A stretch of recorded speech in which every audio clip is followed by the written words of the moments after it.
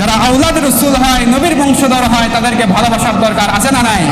আল্লাহর হাবিব সাল্লাল্লাহু আলাইহি ওয়াসাল্লাম উহুদের ময়দানে দান মুবারক শহীদ করেছে, তাইফের ময়দানে রক্ত ঝরাইছে।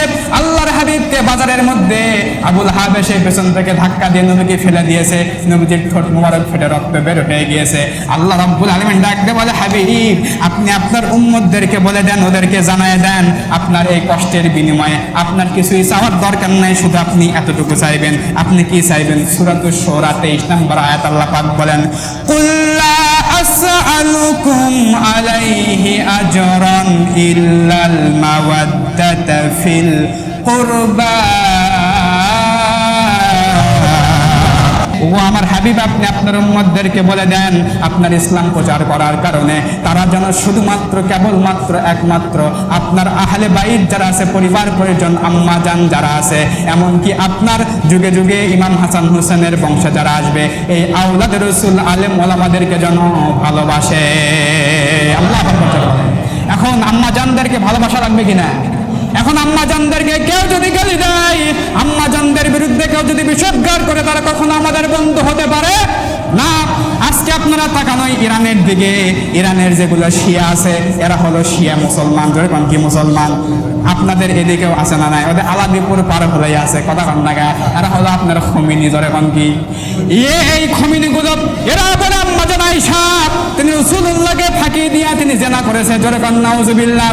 তারা বলে আমরা একটা সময় আরব দখল করব, আরব দখল করবার পরে আম্মা জানের ওই কবর থেকে আম্মা জান আয়েশাকে বের করে তাকে ওখানে আমরা দৌড়া মারবো, যেরকম নাউজুবিল্লাহ। শিয়ারা এত বড় খারাপ, এরা কোরআন শরীফের মধ্যে একটা সূরা ঢুকাইছে, সূরার নাম হচ্ছে সূরাতুল বিলায়া। এই সূরার মধ্যে তারা একটা নতুন আয়াত নিয়ে আসছে। বলেন তো, যারা কোরআনের মধ্যে নতুন সূরা বানায়, যারা এই কোরআনের মধ্যে নতুন আয়াত ঢুকায়, এরা কি মুসলমান হতে পারে? এরা খাঁটি মুসলমান নয়। সম্মানিত হাজরিন, ইরানের সকল এই সমস্ত শিয়াদের মধ্যে আপনার দুই প্রকার শিয়া আছে। যেরকম কয় প্রকার? একটা হলো বড় শিয়া আর একটা হলো ছোট শিয়া। ইরানের আগে যিনি প্রেসিডেন্ট ছিল এটা ছিল আপনার ছোট শিয়া। কোরআন হাদিস সব কিছু মানতো, কিন্তু এ শুধু মানতো না এটা যে আবু বকর, এরপরে ওমর, এরপরে ওসমান, এরপরে আলী, এই যে চারটা আপনার স্টেপ আছে, চারটা সিঁড়ি আছে। আল্লাহ রাব্বুল আলামিনের উচিত ছিল, আল্লাহর হাবিবের উচিত ছিল আবু বকরক আগে খেলাফত না দিয়া আলীকে আগে খেলাফত দেওয়া, যেরকম নাউজুবিল্লাহ। আল্লাহ রাসূলের সিদ্ধান্তকে যারা মানে না, আল্লাহ রাসূলের সকল সাহাবীদেরকে সিদ্ধান্ত যারা মানে না, এদেরকে আমরা বেদাতি বলি, এদেরকে আমরা কাফের বলি না। কিন্তু যারা আল্লাহর কোরআনের মধ্যে ষড়যন্ত্র করে, যারা আল্লাহর কোরআনের ইসলামটাকে নিয়ে আম্মা জানদেরকে নিয়ে বিষোদ্গার করে, এরা হচ্ছে বড় শিয়া, এটা হচ্ছে কুবরা। এদের মধ্যে একটা ছিল যেটা কয়েকদিন আগে দুনিয়ার থেকে চলে গেছে, নাম কি? কথা কন মারে না, খবর মনে দেখেন না আপনারা? ইব্রাহিম রাইসি, এটা ছিল বড় শিয়া। এই বড় শিয়া এর আকীদা ছিল খারাপ, এই জন্য আকীদার কারণে আমরা মানতে পারি না। আপনারা ভালো করে জানেন, মাঝখানে ইরান এবং ইসরায়েলের যুদ্ধ হলো। কথা কন মারে, এই যুদ্ধ আবার বন্ধ হয়ে গেল। মানে এমন ভাবে যুদ্ধ হয়েছে, টেলিফোন করে বলছে 2 দিন ধরে হামলা করি, 2 দিন আমরা হামলা করবো, এরকম করে পরামর্শের ভিত্তিতে যুদ্ধ হয়। কিন্তু আজকে হামাসের দিকে তাকায় দেখেন, ফিলিস্তিনের মধ্যে তাকায় দেখেন, তাদের উপরে বছরের পর বছর নির্যাতন হয়। কিন্তু ইরান কিন্তু যুদ্ধের ঘোষণা দেওয়ার পরেও ইসরায়েলের সাথে যুদ্ধ করে না। মাঝে মধ্যে তারা ইসরায়েলের সাথে হামলা দেয়, তার পিছনে কারণ হলো গোটা বিশ্বের যত আপনার মুসলমান আছে তাদের কাছে তারা একটা মুখপাত্র হতে পারে, তাদের কাছে তারা আপনার হাইলাইট হবে যে না পারে এরা আপনার ইসরায়েলের সাথে যুদ্ধ করতেছে। কিন্তু মূলত এই শিয়ারা চায় এরা আরবকে দখল করবে, সৌদি আরবকে দখল করবে। দখল করার পরে ওই জায়গার মধ্যে আম্মা জানের যেই আপনার কবর আছে, সেখান থেকে আম্মা জান আয়েশা সিদ্দিকা রাদিয়াল্লাহু তাআলা লাশের উপরে তারা আপনার দৌড়া মারতে চায়, যেরকম নাউজুবিল্লাহ। সম্মানিত হাজরিন, শিয়ারা কখনো খাঁটি মুসলমান নয়। যদি খাঁটি মুসলমান হতো তাহলে সাদ্দাম যখন তাকে আপনার শহীদ করা হয়, এর মধ্যে যার হাত ছিল এই ইরানের, তখন আপনার যিনি আপনার বিচারপতি ছিল, এর নাম হলো ইব্রাহিম রাইসি। সম্মানিত হাজরিন, আওলাদ রাসূল নবীর বংশধরদেরকে আপনি কেন ভালোবাসবেন না?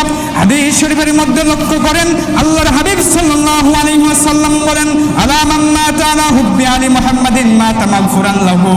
দুনিয়ার মধ্যে যারা আল্লাহর হাবিবের, যারা পরিবার পরিজন আছে, যারা নবীজির বংশধর হবে, আহলে মুহাম্মদ হবে, আমার রাসূলের বংশধর হবে, এদেরকে যারা মুহাব্বত করবে, ভালোবাসবে, আল্লাহ রাব্বুল আলামিন তাদেরকে মরার আগে তাদের সমস্ত গুনাহগুলোকে মাফ করে দিবে।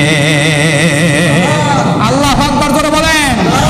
এরপরে আল্লাহর হাবিব আরো বলেন, আলা মান মাতা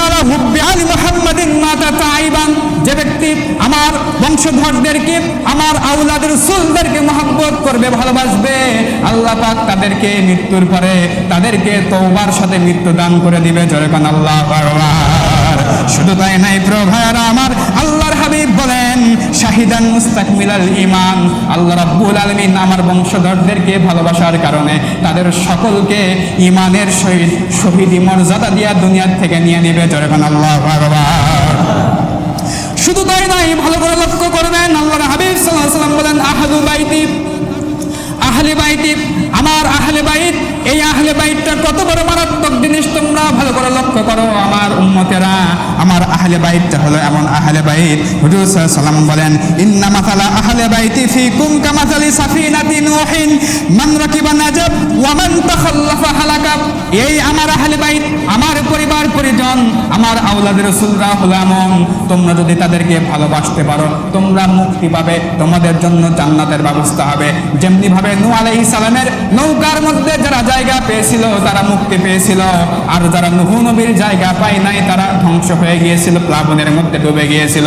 যারা আমার আহলে বাইতদেরকে, যারা আমার পরিবারদেরকে, যারা আমার বংশের মধ্যে যারা এসেছে, ইমাম হাসান আর হুসাইন হলো নবীজির বংশধর, এই হাসান হুসাইনের বংশ থেকে যারা দুনিয়ার মধ্যে কিয়ামত পর্যন্ত আসবে, এই আওলাদের রাসূলদেরকে যারা ভালোবাসবে, আল্লাহর হাবিব বলেন ওদের জন্য করে জান্নাতের ব্যবস্থা আমার আল্লাহ দান করে দিবে।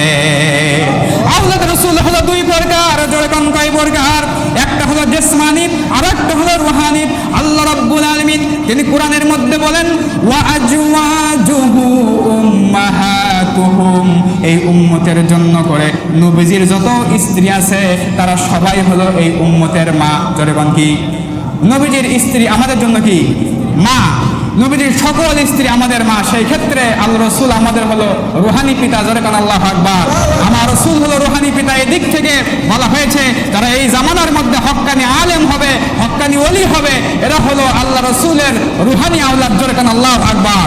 আর যারা ইমাম হাসান হুসাইনের বংশের মধ্যে জন্মগ্রহণ করবে এরা হলো আল্লাহ রাসূলের জিসমানি আওলাদ। জোরে কোন আল্লাহু আকবার।